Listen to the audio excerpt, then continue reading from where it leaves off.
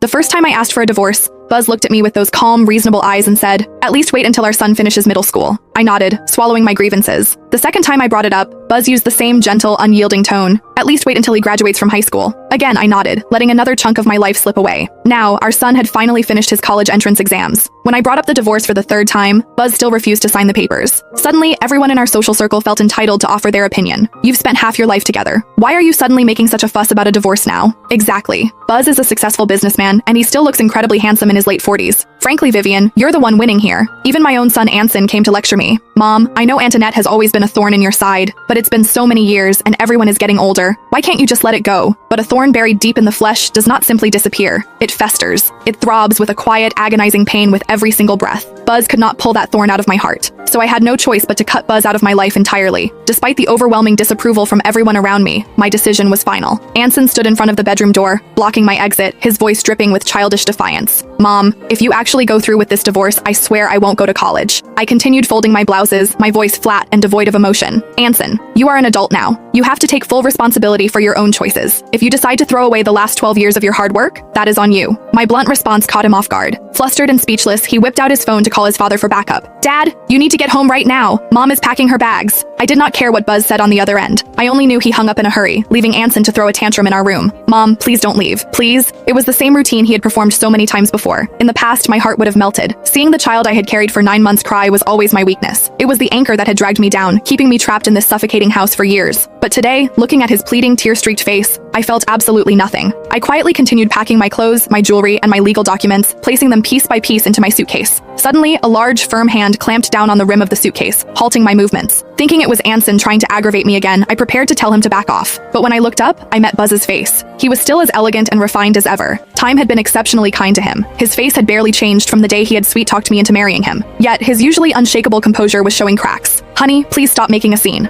I stood up straight, meeting his gaze. "I am not making a scene. I truly, deeply could not live with him for another second." But to Buzz, this was just another minor domestic dispute that could be resolved with a bit of coaxing. He took a tentative step forward. "Are you still upset about Anson's name?" Upset? I had been plagued by that name for almost 2 decades. Anson, which sounded so painfully close to Annette. Buzz had used the birth of our only child to permanently memorialize the woman who held his heart, his true white moonlight. How could I not be upset? My introduction to Buzz had been arranged by a mutual friend, Penny. At the time, Penny had practically sworn on her life. "Vivian, trust me on this. He is the definition of a high-quality bachelor." She had not lied to me. The young Buzz was incredibly handsome, wealthy, and charming. During our first meeting, he had swept me off my feet, and everything had progressed naturally from dating to a beautiful wedding, followed shortly by the birth of our son, Anson. In those early years, I had genuinely believed that God had blessed me with a perfect life, until Anson's first birthday party. That afternoon, many of Buzz's childhood friends had gathered at our house. They were almost entirely men, and when men gather, the alcohol flows freely. And when they drink too much, secrets become impossible to keep. Buzz's oldest friend, Greg, was the first to lose his filter. Slurring his words and hiccuping, he leaned over the table. "Hey Buzz, did you name your kid Anson because you still can't get over Annette?"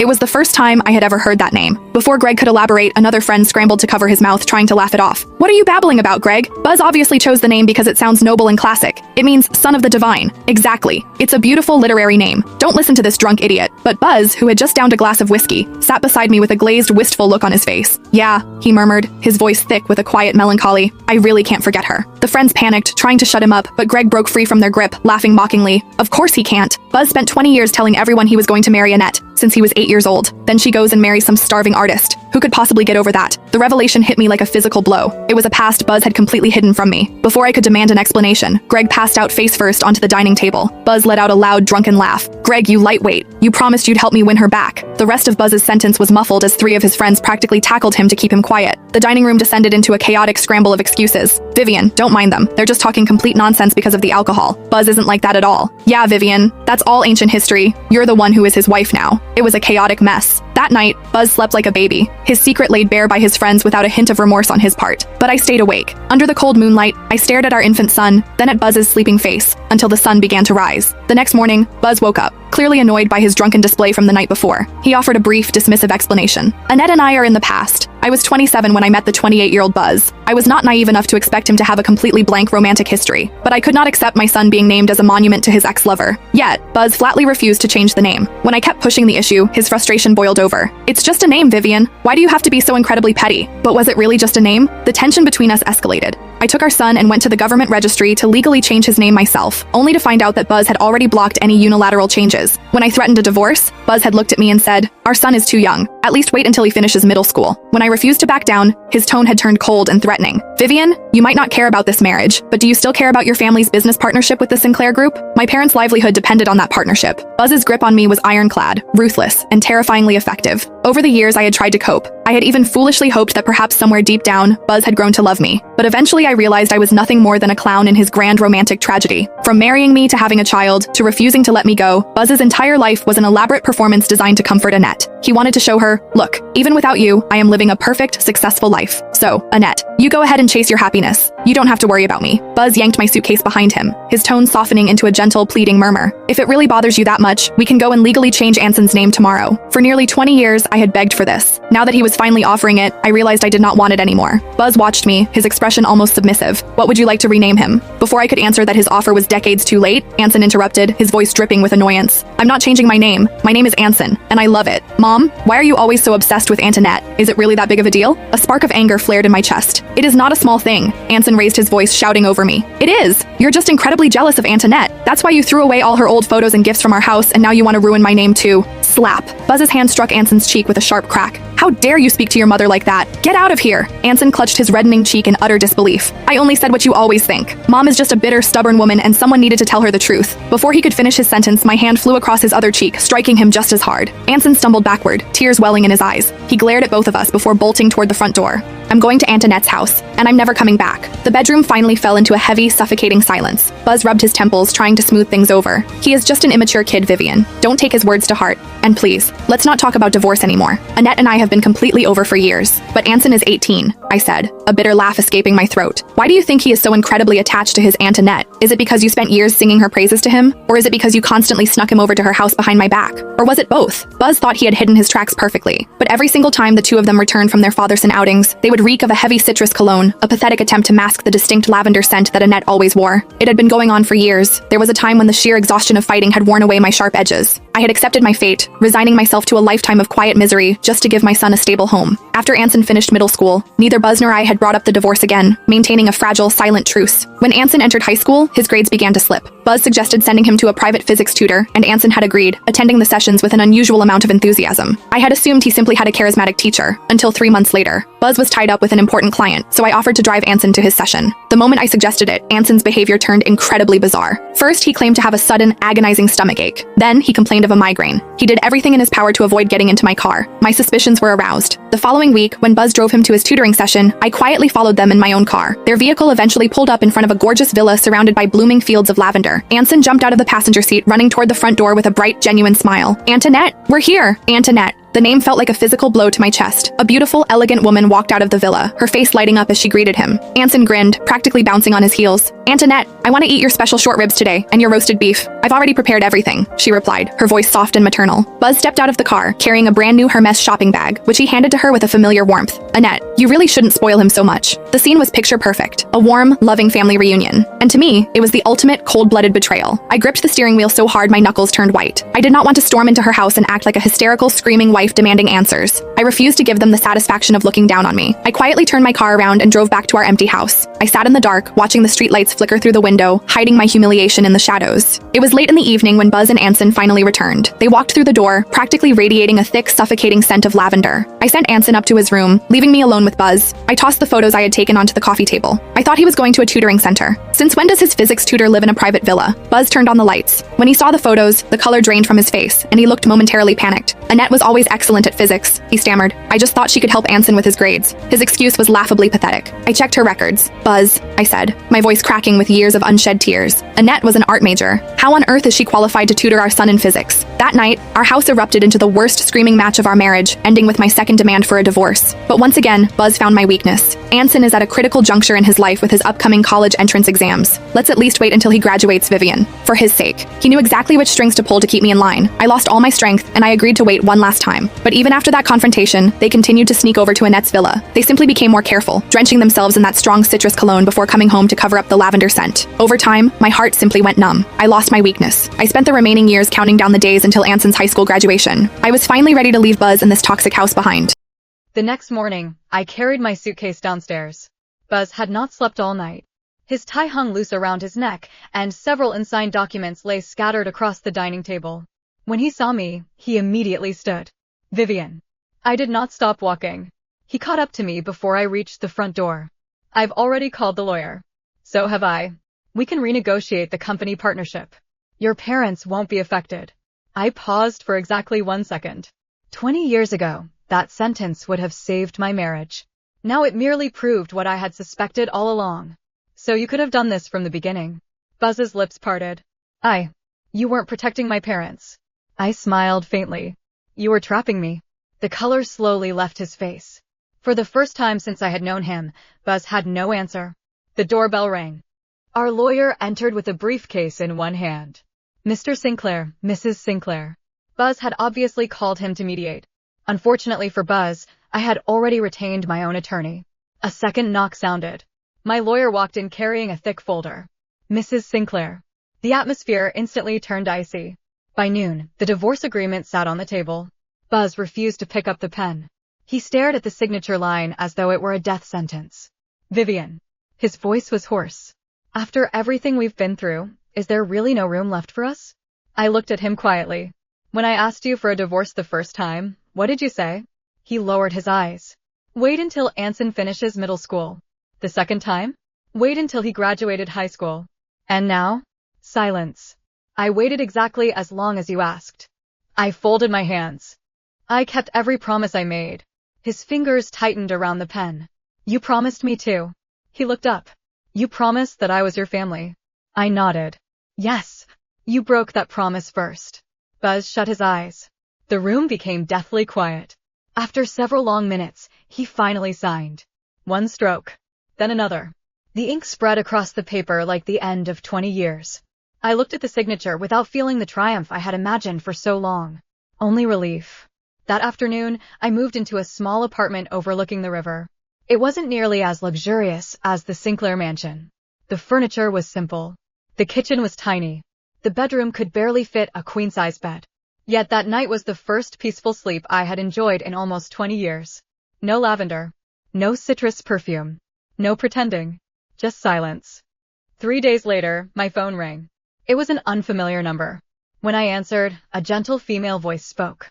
Vivian, this is Annette. I almost laughed. After 2 decades, she finally called me herself. What do you want? There was a pause. I'd like to apologize. For what? For everything. I walked onto the balcony. You'll have to be more specific. Another silence. Then she said quietly. I never knew Buzz named your son after me. I froze. What? I only found out yesterday. I frowned. Don't lie to me. I'm not. Her voice sounded tired. When Buzz first brought Anson to see me years ago, he told me the boy's name meant Son of Dawn. I believed him. My grip tightened around the phone. He never told you? No. And all those years. I kept telling him not to come. My heartbeat slowed. He said Anson wanted another adult to talk to because you were strict about studying. A bitter laugh escaped her. I was foolish enough to believe him. I said nothing. Annette continued softly. I got married because I love someone else. You know that. I never once asked Buzz to wait for me. I never encouraged him. I never accepted a single confession after my wedding. The world seemed strangely quiet. I thought we were just old friends. She sighed. If I had known he was using me to hurt his wife, I would have slammed the door in his face. For several seconds, neither of us spoke. Finally, she asked, would you meet me once? Curiosity won. We met at a quiet cafe. She arrived alone. No designer clothes. No dramatic entrance. Just an ordinary woman with faint lines around her eyes. She smiled awkwardly. I've wanted to meet you for years. I haven't. I know. She lowered her head. I'm sorry. I studied her carefully. She looked nothing like the villain I had imagined. Before I could speak, she slid a thick envelope across the table. What's this? Letters. I opened it. Hundreds of unopened envelopes. Every one addressed in Buzz's handwriting. I never read them, Annette said. I returned every single one. They were delivered to my parents' old address after I'd moved. My father kept them in storage. Last week he gave them back to me. I stared blankly. You never answered any of them? She shook her head. I was happily married. There was nothing to answer. A strange feeling rose inside me. Absurdity. For 20 years, Buzz had imprisoned 3 people inside a fantasy that only he believed in. Annette looked at me with sincere regret. I hope you find happiness. I stood. So do I. This time, when I walked away, no one stopped me. 3 months later, the news spread through our circle faster than wildfire. Buzz Sinclair has been hospitalized. Penny called me first. Vivian, are you going to see him? No. There was a long silence. He's refusing treatment. That's his decision. He keeps calling your name. I looked out the window at the river flowing beneath my apartment. For 20 years, I had dropped everything whenever Buzz needed me. Now, I simply said, I hope he recovers. Then I hung up. Life, surprisingly, moved on. I accepted a position as a consultant for a jewelry company. Without Buzz's shadow looming over me, I discovered I was actually good at negotiating contracts. My parents looked younger too. The constant fear of offending the Sinclair family had disappeared after the divorce settlement. Buzz had quietly transferred his shares in the joint venture to my father before the divorce was finalized. Perhaps it was guilt. Perhaps it was compensation. Either way, I accepted it without gratitude. Money could repay business losses. It could never repay 20 years. One evening, someone knocked on my apartment door. When I opened it, Anson stood outside. He looked thinner. The arrogance that had always filled his face was gone. He held 2 grocery bags awkwardly. Mom. I waited. I made too much soup. I glanced at the nearly overflowing bags. No, you didn't. His ears turned red. I wanted to see you. For a long moment, neither of us spoke. Finally, I stepped aside. You can come in. His shoulders visibly relaxed. He carefully arranged the groceries in my tiny kitchen. He seemed almost fascinated. So this is where you live?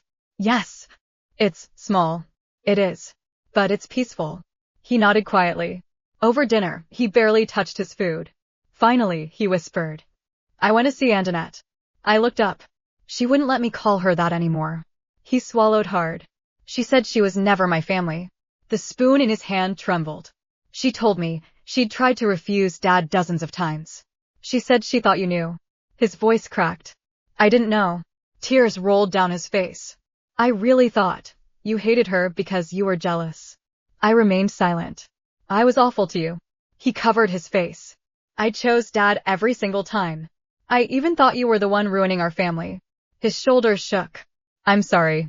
The apology I had waited years to hear had finally arrived. Yet hearing it no longer eased the old wounds. I forgive you, I said quietly. His head shot up hopefully.